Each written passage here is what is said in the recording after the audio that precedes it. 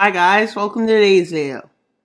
In today's video, we'll look into a scenario in which Jordan forms an empire. And the first thing they do is attack an area that's very much not a good area. So they attack Israel and Palestine. I guess they're fixing the problem in this part of the world. One country by one, they'll fix all the problems and woes of this area of the world, I guess, as they moved into the and taking it over, with them now ready to go after strong nations. Them establishing more of a coastline, they declare war on Syria. But Syria gets help by their friends that Jordan was prepared for. So let's see how their conflict goes. And as the troops start entering up towards Beirut and towards Damascus, both the cities are taken,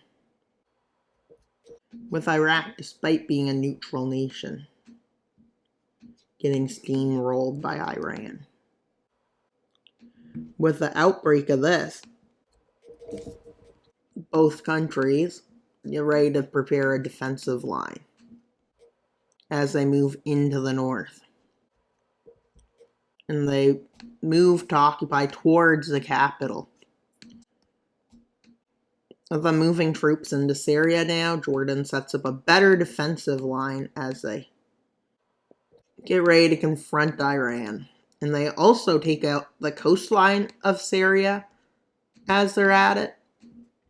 And they move right into Iraq, with them quickly managing to take the capital, something that Iran failed to do. Iran gets ready to push them back, to push them out of the Middle East. So now they're back to being distracted with what Jordan sent to Iraq, so they push this back, but that's taking a lot of troops. So as this is happening, the Syrian city of Aleppo gets taken. And as that happens, well, Syria is forced into surrender. But don't worry, Iran's able to occupy this area of the country. They take over the Kurdish regions, with Jordan pushing them back. And it's seeming like they're going to get pushed back down into Iran. But Iraq is getting taken over again, with them reaching Iran's border in a few areas. They manage to take this, and they start pushing into Iran. And after the push into Iran, they quickly and swiftly move over to Tehran, the capital. They take Tehran, and the government falls, leading to the fall of Iran. North of Iran, occupying the areas around Tehran. And they give the oil-rich region to their Iraq puppet state they created, and they take parts of Iran, northern Iraq, all of Syria, and all of Lebanon. Why do they take these lands? Because, well, they're strategically important.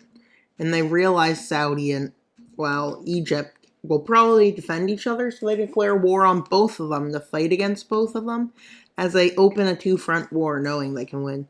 With the first front moving all the way to the Suez Canal in Egypt, while this is where the second front opens, with its goal of capturing Riyadh, the capital of Saudi Arabia. With that being a success, and then that puppet starts helping them, seeing that Kuwait is sending money and supplies to Saudi Arabia, seeing that in monetary support and stuff, the puppet sends troops right into Kuwait and moves down the coast. As the front starts moving towards Jeddah. With the fall of Jeddah, they move towards Mecca. And with the fall of that, and I don't even know if I had the cities in the right spot, well, Saudi Arabia is in a bit of a problem, but they still fight and fight and fight even more. As their oil-rich regions collapse and their coastlines collapse, they eventually are forced into capitulation, which leads to a breakthrough across the Suez Canal, taking the cities of Alexandria and Cairo after a few weeks of fighting. as they moved down the coast and down the Nile. Why down the Nile? Because most of Egypt's population of 120 million people live right down the Nile and up in Cairo area, which is at the top of the Nile. So yeah, Egypt is forced into capitulation as they surrender. So let's see what happens now. Passed since the occupation. The agreement was after 2 years, they would back out of the capital and that occupation area. But not all the occupation area, they didn't say so. They're going to occupy the rest for another few years. And with the return of some minor areas of the occupation, they still want access to there, and they've built ports, basically. And they're trying to claim it as theirs so they can just annex it. But, yeah. But now they go after Turkey. Why? Because Turkey's such a turkey. No, because Jordan wants Turkey, I guess. No, I don't know. But anyways, let's see them invade Turkey into Anatolia as they go up and try to capture the sources of many rivers, including the Euphrates and many others. With them moving north into Turkey and even managing to get to the coast. And as they get to the coast, they move towards Ankara and they manage to take the city.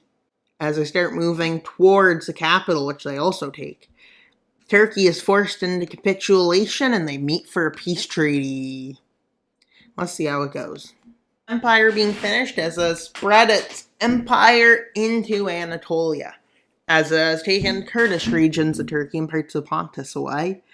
But that's like what I'm calling the areas. I know that's not their name, but that's what they had been called at some point or another. Is what I'm going to call the area, though, because this used to have a Greek area called Pontus. But anyways, I don't even know if that's what it's called. And that's pretty much all for the video. But as you can see, when they went into Turkey, they took the coastline, the Mediterranean coastline, and the Black Sea access. So now they control it, and they're not going to. They did agree that in a few years they would withdraw it to here. But yeah, so they're probably going to try to annex that. But anyways, let's see what it looks like without any other empire. That's what it looks like without occupation zones.